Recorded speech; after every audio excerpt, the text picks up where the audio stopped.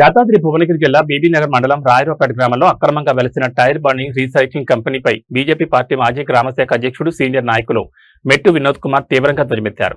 లారీల కొద్దీ పాత టైర్లను కంపెనీలోకి తరలిస్తున్న దృశ్యాలు స్పష్టంగా కనిపిస్తున్నాయి. గ్రామం బయట రోడ్డుపై టైర్ల లోడుతో వెళుతున్న లారీలు, కంపెనీ ఆవరణలో కుప్పలుగా పడేసిన వేలాది పాత టైర్లు ఇది ఎంత పెద్ద ఎత్తున నడుస్తుందో చెప్తున్నాయి. ఈ సందర్భంగా మెట్టు వినోద్ కుమార్ మాట్లాడుతూ ఈ కంపెనీకి ఎలాంటి అనుమతులు లేవు. వ్యవసాయ భూమిలో అక్రమంగా ఏర్పాటు చేసి టైర్లు కాలుస్తూ విషపూరిత రసాయనాలు, నల్లని పొగను గాల్లో కుదులుతున్నారు.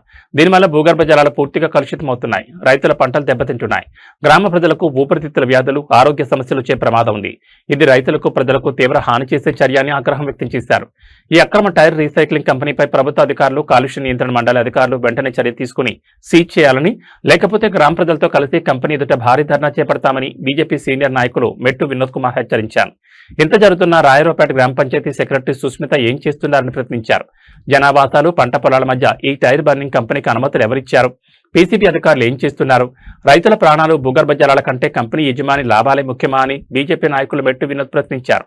గ్రామ ప్రజలకు, రైతులకు నష్టం జరిగితే ఊరుకునేది లేదని ఈ సందర్భంగా హెచ్చరించారు.